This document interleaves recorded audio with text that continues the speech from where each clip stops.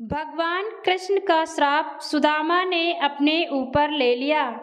एक ब्राह्मणी थी जो बहुत निर्धन थी, भिक्षा मांगकर जीवन यापन करती थी। एक समय ऐसा आया कि 5 दिन तक उसे भिक्षा नहीं मिली। वो प्रतिदिन पानी पीकर भगवान का नाम लेकर सो जाती थी। 6वें दिन उसे भिक्षा में 2 मुट्ठी चना मिली। कुटिया पर पहुँचते पहुँचते रात हो गई। ब्राह्मणी ने सोचा, अब इतनी रात में नहीं खाऊंगी, प्रातःकाल वासुदेव का भोग लगाकर तब खाऊंगी।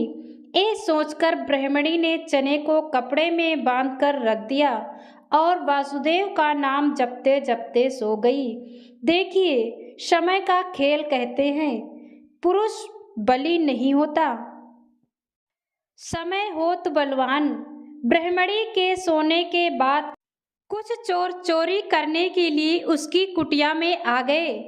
इधर उधर बहुत ढूंढा, चोरों को और चने की बंधी पोटली मिल गई। चोरों ने समझा इसमें सोने के सिक्के हैं। इतने में ब्राह्मणी जग गई और शोर मचाने लगी। चोर को पकड़ने के लिए ब्राह्मणी ने चिल्लाया।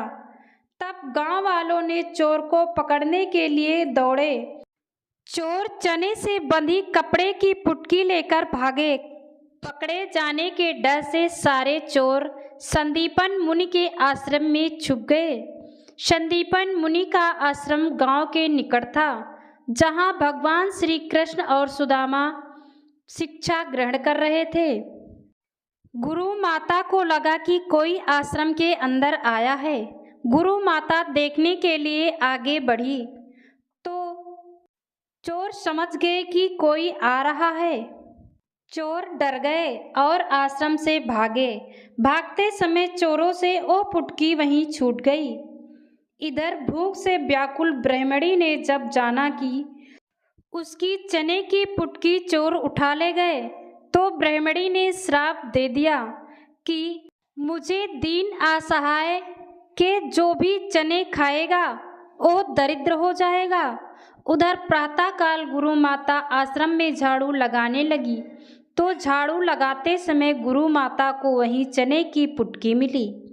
गुरु माता ने पुटकी खोल के देखी तो उसमें चने थे। सुदामा जी और कृष्ण भगवान जंगल से लकड़ी लाने जा रहे थे। रोज की तरह गुरु माता ने चने की पुटकी सुदामा जी को दे दी और कहा, बेटा, जब वन में भूख लगे तो दोनों खा लेना। सुदामा जन्मजात ब्रह्मज्ञानी थे। जैसे ही चने की पुटकी सुदामा जी ने हाथ में लिया, त्यों ही सारा रहस्य मालूम हो गया।